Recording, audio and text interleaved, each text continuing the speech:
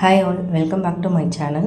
So இன்றைக்கி day 3ல் நம்ம பார்க்கக்கூடிய ஸ்டிச் வந்து என்னென்னா, அதே செயின் ஸ்டிச் தான், பட் அதை வந்து ஒரு டிஃப்ரெண்ட் ஆங்கிள்ஸில் நம்ம வந்து போட போகிறோம். ஸோ நான் இந்த வீடியோவில் போடுற மாதிரி இந்த மாதிரி வந்து ஸ்கொயரை வந்து உள்ளே போட்டுக்கோங்க. நம்ம டே 2 கிளாஸில் என்ன பார்த்தோம் அப்படின்னு பார்த்தீங்கன்னா 4 டைரக்ஷன்ஸில் ஆரோ மார்க் போட்டு அதை வந்து கம்ப்ளீட் பண்ணிடுவோம். ஸோ அதை கண்டினியூட்டிவாக கொண்டு வர மாட்டோம். ஸோ இந்த கிளாஸில் பார்த்திங்கன்னா அதை வந்து கம்ப்ளீட் பண்ணாமல் ஸோ ஸ்கொயருக்குள்ளே ஸ்கொயர் அண்ட் சர்க்கிள்குள்ளே சர்க்கிள் அப்படின்ற மாதிரி நம்ம வந்து டிசைன் பண்ண ஆரம்பிப்போம். ஸோ இது எதுக்காக அப்படின்னு பார்த்தீங்கன்னா, நீங்கள் வந்து ஒரு டிசைன்ஸில் போடும்போது கண்டினியூட்டியாக இருக்கும். ஸோ ஒரு மேங்கோ ஷேப்ஸ் அந்த மாதிரி ஷேப்ஸ் வரும். ஸோ கண்டினியூட்டியாக எப்படி நம்ம டிசைன்ஸ் கொண்டு போகணும் அப்படின்றத ப்ராக்டிஸ் பண்ணுறதுக்கு கண்டிப்பாக இந்த டைரக்ஷன்ஸ் ஆஃப் ஆங்கிள் ஸ்டிச்சஸை நீங்கள் ப்ராக்டிஸ் பண்ண தான் வேணும். ஸோ இது வந்து ஃபஸ்ட்டு ஸ்கொயரில் வந்து நான் ஸ்டார்டிங் பாயிண்ட்லேருந்து வெளியில் அவுட்டர்லேருந்து நான் ஸ்டார்ட் பண்ணியிருக்கேன்.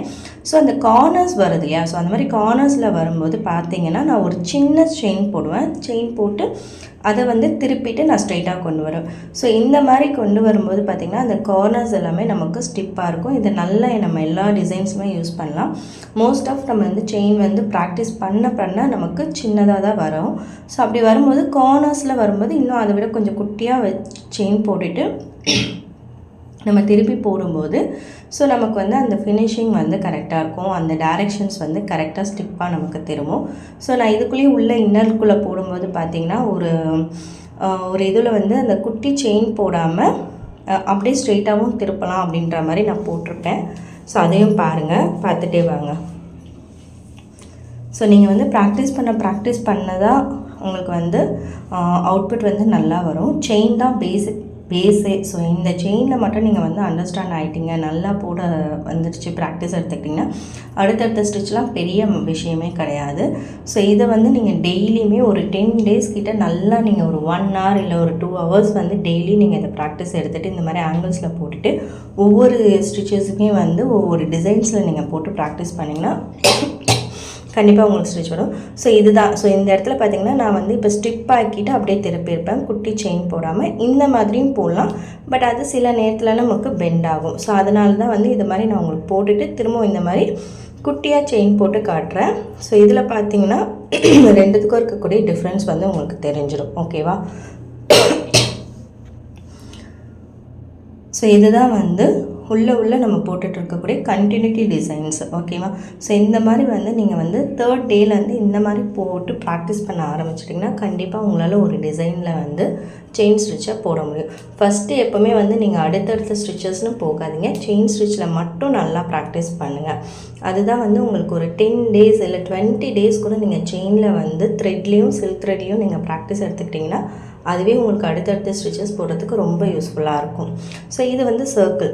ஸோ இந்த சர்க்கிளில் போடும்போது இந்த மாதிரி நீங்கள் என்ன பண்ணுறீங்கன்னா, இந்த பெண்டெல்லாம் வருது இல்லையா, ஸோ அந்த சர்க்கிள் வந்து இப்படி பெண்டாகி வரும்.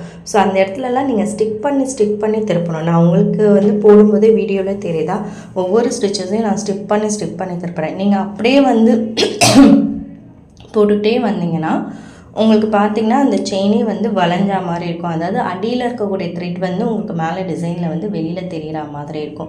ஸோ அந்த மாதிரி தெரியாத அளவுக்கு நீங்கள் கொஞ்சம் ஸ்டிக் பண்ணி இந்த மாதிரி பெண்ட்லலாம் திருப்பிட்டு வந்தீங்கன்னா உங்களுக்கு அந்த சர்க்கிள் ஷேப்ஸோ இல்லை அந்த பெண்டாகிற ஷேப்ஸோ வந்து உங்களுக்கு அழகாக இருக்கும் அதோட அவுட்புட்டு. ஸோ ப்ராக்டிஸ் மட்டும்தான் வந்து நீங்கள் ஆரியில் பண்ணக்கூடிய ஒரு பெரிய விஷயமே. ப்ராக்டிஸ் பண்ண மட்டும்தான் இது வந்து உங்களுக்கு ஈஸியாக வரும். 10 to 20 days கம்பல்சரி செயின் ஸ்டிச்சை நீங்கள் ப்ராக்டிஸ் பண்ணி தான் ஆகணும். ஒவ்வொரு இந்த மாதிரி angle of designs and directions of டிசைன்ஸில் நீங்கள் ப்ராக்டிஸ் பண்ணிட்ட பிறகு தான் ஒரு டிசைனுக்குள்ளே போகணும். ஸோ இந்த மாதிரி டிசைன்ஸ் எல்லாமே வந்து பார்த்திங்கன்னா நான் உங்களுக்கு தனியாக அது எல்லாமே வந்து ப்ளேலிஸ்ட்டில் வந்து டிசைன்ஸில் எப்படி போடணும் அப்படின்றதுலாம் ஆல்ரெடி நான் க்ரியேட் பண்ணியிருக்கேன், கம்ப்ளீட் பண்ணியிருக்க பேசிக் கிளாஸஸில் இருக்குது. ஸோ இப்போ நம்ம பார்க்க போகிறது 30 days 30 ஸ்டிச்சஸ்ஸு. ஸோ அதில் தான் வந்து ஒவ்வொரு ஸ்டிச்சஸ் வரும். ஸோ இது நம்ம எண்ட் நோட் அப்படின்றத நான் நெக்ஸ்ட் வீடியோவில் போடுறேன். கண்டிப்பாக என்னோடய சேனல் உங்களுக்கு பிடிச்சிருக்கு, என்னோடய சேனல்னால உங்களுக்கு ஒரு யூஸ்ஃபுல்லான இன்ஃபர்மேஷன்ஸ் இருக்குது அப்படின்னு நினச்சிங்கன்னா கண்டிப்பாக என்னோடய சேனல் ஃபாலோ பண்ணுங்கள். எல்லாருக்கும் வந்து ஷேர் பண்ணுங்கள். ஆரியை ஃப்ரீயாக லேர்ன் பண்ணணும்னு நினைக்கிறவங்களுக்கு ஷேர் பண்ணுங்கள். ஸோ இப்போ இது வந்து நான் கிளாத்தை வந்து ஃப்ரேம்லேருந்து எடுத்த பிறகு உங்களுக்கு காட்டுறேன். ஸோ இதை மாதிரி நீங்கள் வந்து ஸ்டிப்னஸாக போட்டிங்க, அந்த பெண்ட் ஆகாமல் போட்டிங்கன்னா உங்களுக்கு கிளாத்தை வந்து ஃப்ரேம்லேருந்து எடுத்த பிறகும் உங்களுக்கு வந்து அந்த துணி சுருக்கம்லாம் இல்லாமல் கரெக்டாக இருக்கும். அதே மாதிரி ஃப்ரேமில் ஃபிக்ஸ் பண்ணுறதையும் நீங்கள் கரெக்டாக ஃபஸ்ட்டே டைட் பண்ணி ஃபிக்ஸ் பண்ணிக்கோங்க. தேங்க்யூ ஃபார் வாட்சிங்.